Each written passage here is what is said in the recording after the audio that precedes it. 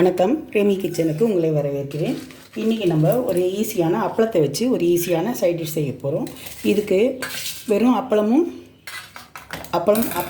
மட்டும் இருந்தால் போதும். அப்புறம் வெங்காயம், கொஞ்சம் பூண்டு, கொஞ்சம் கருவேப்பிலை, கொஞ்சம் ப்ளெயின் சில்லி பவுடர்.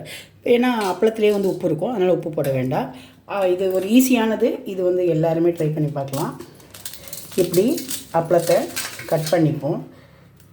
உங்களுக்கு எந்த ஷேப்பில் வேணுமோ அந்த ஷேப்பில் கட் பண்ணிங்க. நான் இந்த மாதிரி கட் பண்ணிக்கிறேன். நான் ஒரு 6-7 அப்பளம் எடுத்திருக்கேன்.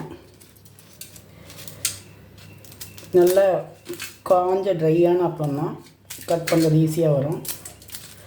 இது ஒரு 2 வாட்டி போட்டு பொரிச்சா போதும். இந்த மாதிரி பீஸாக கட் பண்ணி வச்சுங்க. எண்ணெய் காயட்டும். எண்ணெய் காயும்போது நம்ம இதை போட்டு பொரித்து ஃபஸ்ட்டு எடுத்துப்போம். பொரித்து எடுத்த அப்புறமா இந்த வெங்காயம், பூண்டு, கருவேப்பிலை, மிளகாப்பொடி, மஞ்சள் பொடி போட்டு அப்படியே ஃப்ரை பண்ண போகிறோம். அவ்வளோதான். இப்போது எண்ணெய் காயுது. 2 வாட்டியாக போட்டுக்கலாம். இந்த வெங்காயத்தெல்லாம் தள்ளி வச்சுப்போம்.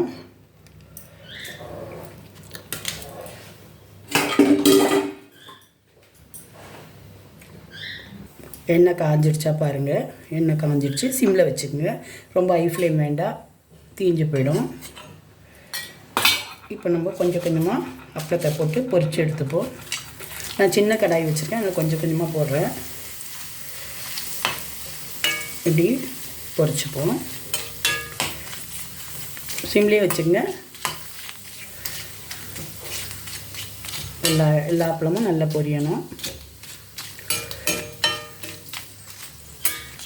இப்படி பொரிச்சிட்டு நம்ம வாரி வச்சுப்போம். இந்த மாதிரி மற்ற அப்பளத்தையும் பொரிச்சுப்போம். இப்படி எல்லா அப்பளத்தையும் பொரித்து வச்சுப்போம். எண்ணெய் சூடாக இருக்கு இல்லையா, அந்த எண்ணெய் இவ்வளோ எண்ணெய் வேண்டாம். நம்ம எண்ணெய் கொஞ்சம் எடுத்துருவோம். இவ்வளோ எண்ணெயில் போட வேண்டாம், எண்ணெய் வேஸ்ட் ஆகிடும். எண்ணெய் எடுத்துடலாம். சும்மா ஒரு ஸ்பூன் எண்ணெய் போதும். அப்பளம் பொரிய நிறைய எண்ணெய் வேணும். அதை நமக்கு வெங்காயம் வதக்க கொஞ்சம் எண்ணெய் போதும் இல்லையா. பூண்டு டேஸ்ட்டுக்காக, கொஞ்சம் வாசனைக்காக பூண்டு போட்டுக்கிறேன். வெங்காயம் கொஞ்சம் போட்டுக்கிறேன். கொஞ்சம் கருவேப்பிலை. இதை கொஞ்சம் இளமுருகலாக வறுத்துப்போம்.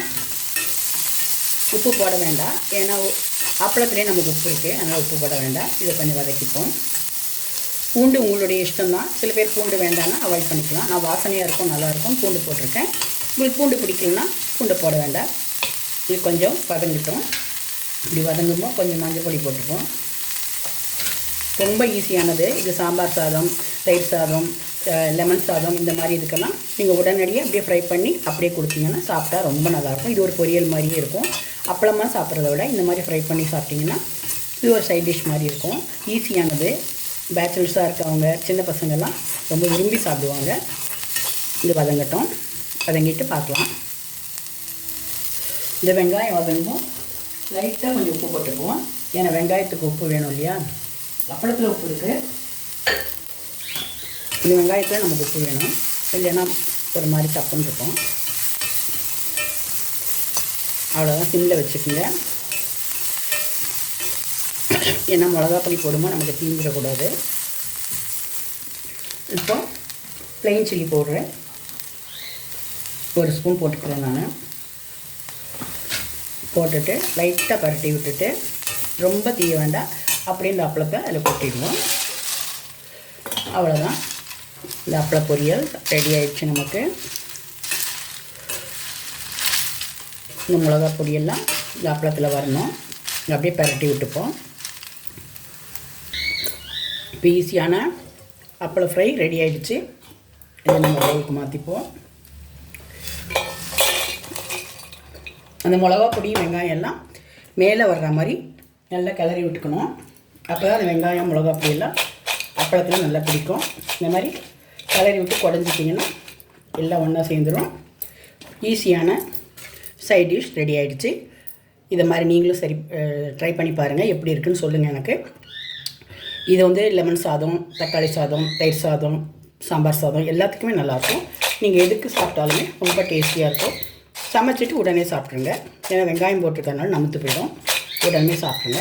செய்து பாருங்கள். இந்த மாதிரி வித்தியாசமான சைட் டிஷ்ஷை செய்து பாருங்கள். எல்லாருக்கும் பிடிக்கும். பிரேமி கிச்சன் எல்லோரும் ட்ரை பண்ணுங்கள்.